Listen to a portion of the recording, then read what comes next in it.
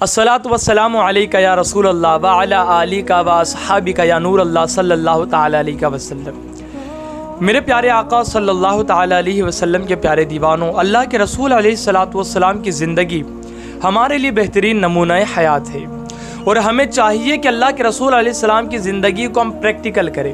हमारी ज़िंदगी का हाल ये है कि हम बातें सिर्फ ज़बान से करते हैं, प्रैक्टिकल कुछ करना नहीं चाहते।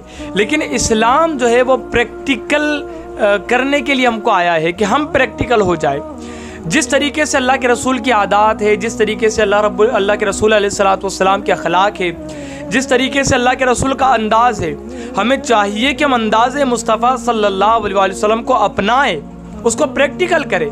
और अगर हम अल्लाह के रसूल के अंदाज़ को प्रैक्टिकल करेंगे तो यकीनन अल्लाह रब्बुल इज़्ज़त हमें कामयाबी व कामरानी से हमकिनार फरमाएगा।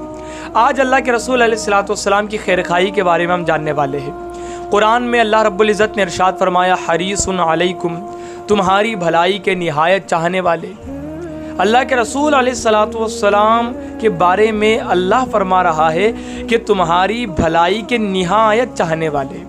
इमाम फ़खरुद्दीन राज़ी रहमतुल्लाहि ताला अलैह इरशाद फरमाते हैं कि दुनिया और आखिरत में तुम्हारे भलाई के हरीस अल्लाह के रसूल की ज़ात है।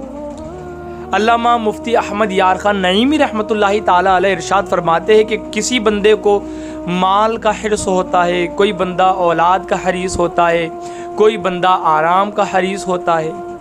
अल्लाह के रसूल तुम्हारे हरीस हैं। अल्लाह के रसूल को तुम्हारी लालच है। अल्लाह के रसूल की चाहत ये है कि मेरे उम्मती सवर जाए, सुधर जाए, उनका अखलाक अच्छा हो जाए, अल्लाह उनको कामयाबी व कामरानी से हमकिनार फरमा दे। ये ज़ात है अल्लाह के रसूल की और ये लालच अल्लाह के रसूल की। तभी तो हुजूर अलैहिस्सलातु वस्सलाम की जब विलादत हुई, अल्लाह के रसूल उम्मत को नहीं भूले। पूरी ज़िंदगी अल्लाह के रसूल ने उम्मत को याद किया।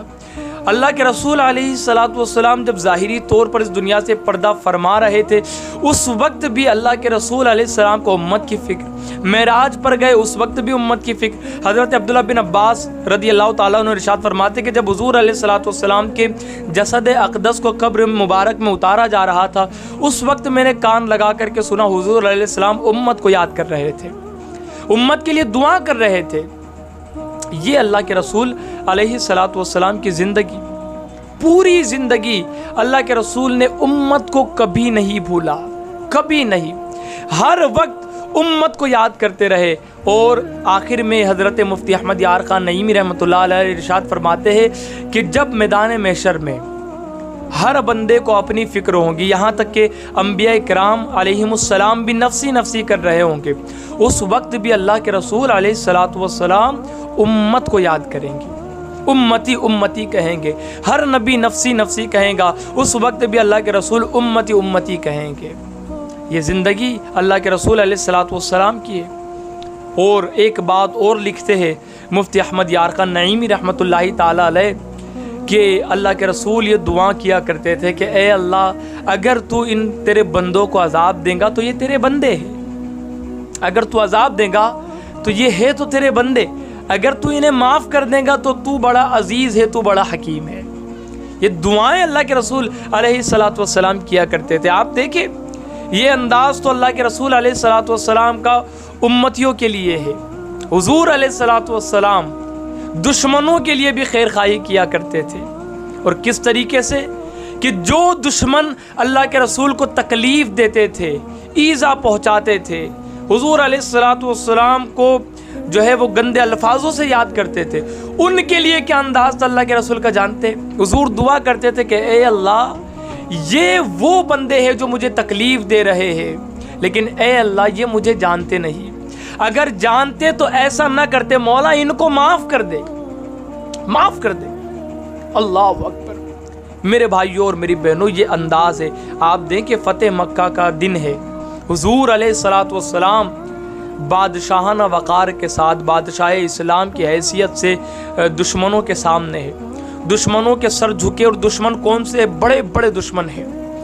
वो दुश्मन है जिन्होंने हज़रत अमीर हमज़ा का कलेजा चबाया हुआ था, हज़रत अमीर हमज़ा के जिस्म के हिस्सों को अलग अलग किया हुआ था। वो दुश्मन है जिन्होंने हज़रत बिलाल को जलते हुए कोयलों पर लिटाया था। وہ ہے جنہوں نے رسول اللہ علیہ الصلوۃ والسلام کو تکلیف پہنچائی تھی، حضور کو پتھر مارے تھے، حضور کو گالیاں دی تھی۔ وہ لوگ سامنے ہیں جنہوں نے صحابہ کے اوپر بڑے بڑے مظالم ڈھائے ہوئے تھے۔ ظالم ہے، جابر ہے، مجرم ہے جو اپنے سروں کو نیچے کر کے کھڑے ہوئے ہیں اور سوچ رہے ہیں کہ نہ جانے آج ہمارے ساتھ کیا ہوگا۔ بڑے ظلم ڈھائے ہیں محمد عربی پر اور ان کے اصحاب پر، بڑی تکلیف پہنچائی ہے، اتنے بڑے دشمن، اتنے بڑے مجرم سامنے ہیں۔ رسول اللہ صلی اللہ علیہ وسلم کے پاس اختیار ہے، جو چاہے رسول اللہ کر سکتے ہیں، سر کاٹ سکتے ہیں، جسم کے حصے الگ الگ کر سکتے ہیں۔ اللہ کے رسول علیہ الصلوۃ والسلام تکلیف ان کو پہنچا سکتے ہیں، بدلہ لے سکتے ہیں، اور وہ سوچ بھی رہے ہیں کہ آج نہ جانے ہمارے ساتھ کیا کیا ہونے والا ہے۔ کوئی سوچ رہا ہے کہ آج سر قلم کر دیا جائے گا، کوئی سوچ رہا ہے آج جانوروں کے ساتھ باندھ کر کے گھسیٹا جائے گا، کوئی سوچ رہا ہے کہ 2 جانوروں کو لایا جائے گا، ہمارے پیروں کو باندھا جائے گا، ایک جانور سے ایک پیر، دوسرے جانور سے دوسرا پیر، مختلف سمتوں میں ان جانوروں کو دوڑا دیا جائے گا۔ یہ سوچ رہے ہیں، اچانک سناٹا چھا گیا۔ کسی کی آواز کے لوگ متمنی ہے کہ ایک آواز بلند ہوگی، اور وہ آواز بلند ہوئی۔ وہ آواز بڑی کریمانہ آواز ہے، رحیمانہ آواز ہے، رحمت للعالمین کی وہ آواز ہے۔ حضور علیہ الصلوۃ والسلام سے ان کو توقع یہ تھی کہ آج حضور علیہ السلام ہماری جان لے لیں گے، قتل کر دیں گے، لیکن اللہ کے رسول کی خیر خواہی دیکھے، انداز دیکھے، اتنے بڑے بڑے دشمن جنہوں نے تکلیف پہنچانے کی کوئی کسر نہیں چھوڑی تھی، وہ سامنے ہے۔ اللہ کے رسول ان سے سوال کرتے ہیں کہ اے اللہ کے بندو، تم بتاؤ آج تمہارے ساتھ کیا کیا جائے۔ اس آواز نے مجرموں کے اندر ایک امید ڈال دی، ایک امید کی لہر چل پڑی۔ بہت ساروں کے دل پر یہ جملہ لگا، تیر کی طرح جا کر لگ گیا۔ یہ کیا بات ہے، یہ کیا صدا ہے، یہ کیا آواز ہے، یہ کیا لفظ ہے محمد صلی اللہ علیہ وسلم کی؟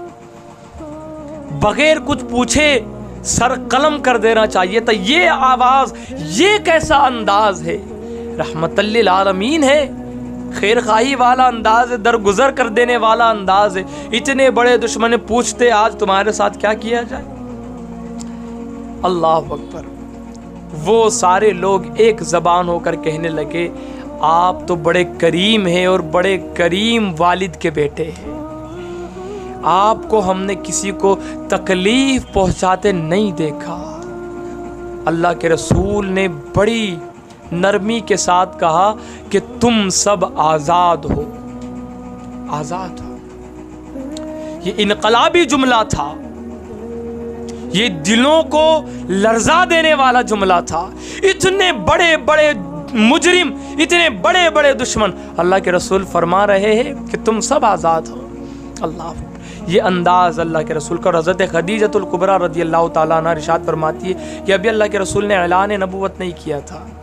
حضرت خدیجۃ الکبریٰ رضی اللہ تعالیٰ عنہا نے 15 سال اللہ کے رسول کی زندگی کو دیکھا، اور حضرت خدیجہ فرماتی ہے کہ اللہ کے رسول کا جو انداز تھا بڑا نرم تھا، صلہ رحمی کرتے، خونی جو رشتہ دار ہوتے ان کے ساتھ بڑے اچھے انداز میں پیش آتے، بڑا خیال کرتے تھے ان کا، مہمان نواز تھے حضور علیہ الصلوۃ والسلام۔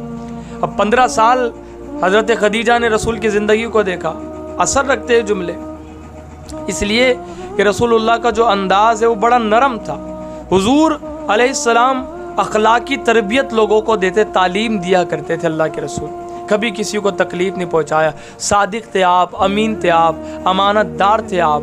اللہ کے رسول علیہ السلام کا یہ خیر خواہی والا انداز کہ حضور دشمنوں کے لیے بھی دعائیں کیا کرتے تھے، تکلیف پہنچانے والوں کے لیے دعائیں کرتے تھے۔